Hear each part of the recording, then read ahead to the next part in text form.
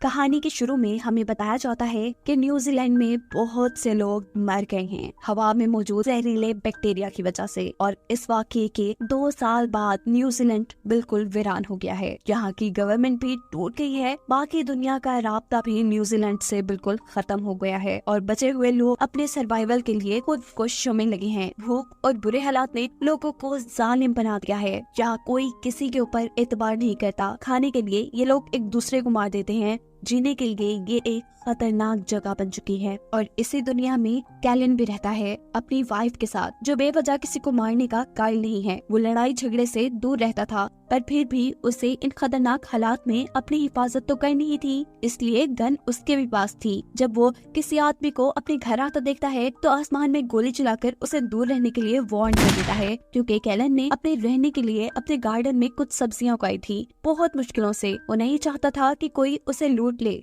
अगले दिन 2 लोग भी लूट के मकसद से जब उसके घर के करीब आते हैं तो कैलन उनको भी गन दिखाकर वहाँ से भगा देता है, पर मारता नहीं है। ये एक रूटीन बन चुकी थी, कोई न कोई उनका घर या खाना लूटने के लिए आता रहता था, लेकिन कैलन ने आज तक किसी को नहीं मारा था। एक दिन उसकी वाइफ जब गार्डन में काम कर रही होती है तो उसकी टांग के ऊपर एक लोहे से कट लग जाता है, जिसके बारे में वो कैलन को कुछ नहीं बताती। रात होने पर वो दर्द से चिल्लाने लगती है। उसका जख्म बहुत बढ़ चुका था। थोड़ी सी ही देर में वो जख्म एक इन्फेक्शन की शक्ल ले चुका था। कैलन की वाइफ दर्द से बेहोश हो जाती है। सुबह होने पर कैलन अपनी वाइफ के जख्म के बारे में स्टडी करता है और उसे पता चलता है कि सालों पहले जिन बैक्टीरिया की वजह से यहाँ के लोग मरे थे, वो बैक्टीरिया अभी भी हवा के अंदर थे और इन बैक्टीरिया से इन्फेक्टेड होने का चांस उन लोगों को ज्यादा था जिनको कहीं कट लग जाता। जब ये बात कैलन अपनी वाइफ को बताता है तो वो बहुत ज्यादा दुखी हो जाती है। उसके इलाज के लिए उन्हें अब एक खास दवाई चाहिए थी जो उनके पास नहीं थी। ये लेने के लिए कैलन अब यहाँ से बाहर जाने का डिसाइड करता है और अपनी वाइफ को एक गन देकर जाता है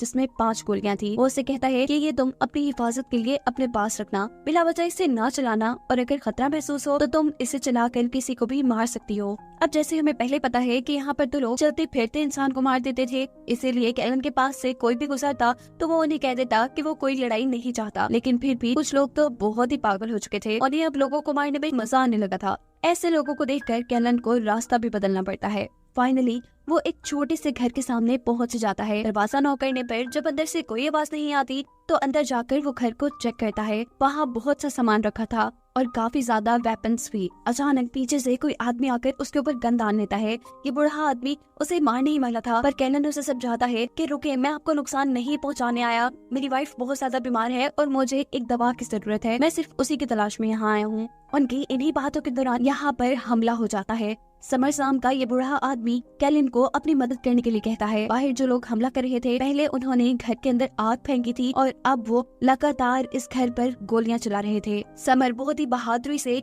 इन सभी लोगों का अकेले मुकाबला करते हुए कैलन से कहता है कि जल्दी से तुम आग बुझाओ। हमला करने वाले लोग कुछ ही देर में वहाँ से चले जाते हैं और समर्स अब कैलन से कहता है कि मैंने यहाँ पर अपने काफी दुश्मन बना लिए हैं, तुम एक हफ्ता मेरे साथ रुको, इन लोगों का मुकाबला करने में मेरी मदद करो और तुम जो दवाई चाहते हो वो मैं तुम्हें दे दूंगा, वो मेरे पास है। कैलन जो कि ये बात जानता था कि दवाई उसे कहीं और जाकर आसानी से नहीं मिलेगी, उसे ना चाहते हुए भी समर की बात माननी पड़ती है। समर बताता है कि मैंने इस घर के इर्द गिर्द काफी ट्रैप्स लगाए हैं। कुछ लोग हमला करने के लिए आते हैं और उन ट्रैप्स में फंस जाते हैं। मैं उन्हें मार देता हूँ, लेकिन अभी भी इस जगह को बहुत ध्यान देने की जरूरत है। कैलन जो कि पहले एक इंजीनियर था, वो समर के घर की बहुत सी चीजें ठीक करता है, बहुत से इलेक्ट्रिक ट्रैप लगाता है वहाँ। दूसरी तरफ हम कैलन की वाइफ को देखते हैं जो आहिस्ता आहिस्ता काफी कमजोर हो रही थी। इसी टाइम उसे महसूस होता है कि कोई उसके घर में घुसने की कोशिश कर रहा है। वो बड़ी ही होशियारी दिखाते हुए चुप कर इस आदमी के ऊपर लकड़ी से हमला करती है और वो बेहोश हो जाता है। वो इस आदमी को अपनी गन से मारना चाहती थी, लेकिन उसके अंदर इतनी हिम्मत नहीं थी। वो एक ट्रॉली में डालकर इस आदमी को अपने घर से दूर फेंकाती है। जबकि दूसरी तरफ हम देखते हैं कि समर और कैलन अभी भी अपने घर का डिफेंस सिस्टम अच्छा करने के लिए काम कर रहे थे और रात में समर उन्हें बताता है कि कोई उनके ऊपर हमला करने अब आएगा। कैलन को ये सुनकर गुस्सा आता है कि समर पहले उसे ये बात नहीं बता सकता था, उसने इस हमले के लिए ज्यादा तैयारी भी नहीं की थी। बातों ही बातों में उनकी बहुत लड़ाई हो जाती है। कैलन उसे मारने पर तुलाता है, लेकिन समर जानता था कि कैलन कभी ऐसा नहीं करेगा क्योंकि उसे लड़ाई पसंद नहीं थी। पैरिस रात उनके ऊपर कोई हमला भी नहीं करता और सुबह होने पर जब ये शिकार को जाते हैं तो यहाँ बहुत से लोग उनके साथ लड़ पड़ते हैं। कैलन बेचारा इन लोगों से बहुत मार खा चुका था। इससे पहले कि ये लोग कैलन को मार देते, समर इन दोनों ही आदमियों को गोली मारकर खत्म कर देता है और कैलन से कहता है, क्या तुम बेवकूफ हो? क्या तुम्हें गोली नहीं मार सकते थे? इन्हें हर जगह इतनी अच्छाई भी अच्छी नहीं होती। घर आने पर ड्रोन से इनके घर पर हमला हो चुका था। समर और कैलन दोनों ही इन ड्रोन्स को शूट करके तबाह कर देते हैं। इन ड्रोन्स के तबाह होने पर हमला करने वाले लोग दोबारा हमला नहीं करते और चुपचाप वहाँ से चले जाते हैं। फिर सीन कट होकर अब हमें कैलन की वाइफ को दिखाया जाता है, जिसे अचानक फील हुआ था कि कोई उसके घर पर घुसकर छुप गया है। जब वो चेक करती है तो वहाँ एक छोटी बच्ची थी, उसकी फ्रेंड की बेटी, जिसकी फैमिली अब मर चुकी थी और मरने से पहले इस बच्ची की मॉम ने उसे कैलन की वाइफ के घर का बताया था, इसीलिए वो यहाँ आ गई थी। कैलन की वाइफ उसे घर पर रख लेती है, उसे खाना देती है और प्यार भी, क्योंकि कैलन की वाइफ कभी माँ नहीं बन सकती थी, इसलिए उसने इस बच्चे को हमेशा अपने पास रखने का फैसला कर लिया था। सीन कट होकर हमें एक डॉन लेडी को दिखाया जाता है। इसने बहुत से बुरे लोगों को अपने साथ मिलाया हुआ था। ये ग्रुप मासूम लोगों को लूटता और उनकी चीजों पे अय्याशी करता था। यहाँ कैलन जो अभी तक समर के घर पे है, उसे समर के बेसमेंट से कुछ आवाजें आती हैं। वो बिना कुछ सोचे समझे गोली चलाने लगता है तो समर उसे आकर रोक देता है, क्योंकि वो जानता था कि उसकी बेसमेंट में एक बच्चा है जो लोगों से बहुत ज्यादा डरता था, इसीलिए वो काफी दिनों से बेसमेंट में ही छुपा हुआ था। इसे समर एक गुंडे से बचा कर लेकर आया था और इसी वजह से वो गुंडे समर के दुश्मन बन गए थे। समर के एक दुश्मन थोड़ी ना थे, उसके तो कई दुश्मन थे। कैलन की वाइफ जो अपने घर पे अब उस छोटी बच्ची के साथ रहती थी, उसके घर पर दोबारा वही बूढ़ा आदमी आ जाता है, जिसे एक मर्तबा पहले भी उसने बेहोश करके घर से बाहर फेंका था। वो इस मर्तबा भी उसके ऊपर हमला करके उसे घर से बाहर फेंकाती है। वो उसे मारना चाहती थी लेकिन ऐसा नहीं कर पाती। तब वो आदमी कहता है कि तुम मुझे मार ही दो, यही बेहतर है, नहीं तो मैं बार बार आता रहूंगा। इसी रात कोई समर्स के घर पर भी हमला कर देता है। हमला करने वाला वही आदमी था जिसके बारे में आज समर ने कैलन को बताया था, जिससे वो एक बच्चे को छुड़ा कर लाया था। हमला करने वाले दुश्मन ये जानते थे कि आसपास बहुत से ट्रैप्स लगे हैं, इसीलिए वो एक टैंक समर्स के घर के पास भेजते हैं, जो टैंक बुरी तरह उनके घर के ऊपर बमबारी कर रहा था। समर और कैलन अपने साथ साथ इस घर को भी बचाने में लगे हुए थे और तभी मौका पाते ही समर्स का दुश्मन बेसमेंट के अंदर घुस जाता है, जहां उसे वो बच्चा भी मिल गया था। वो इस बच्चे के मुंह पे पट्टी बांध देता है और इसके हाथ भी बांध देता है और फिर एक खुफिया रास्ते से घर के अंदर आता है, जहां पर समर और कैलन दोनों ही थे। वो समर को गोली मारकर जख्मी कर चुका था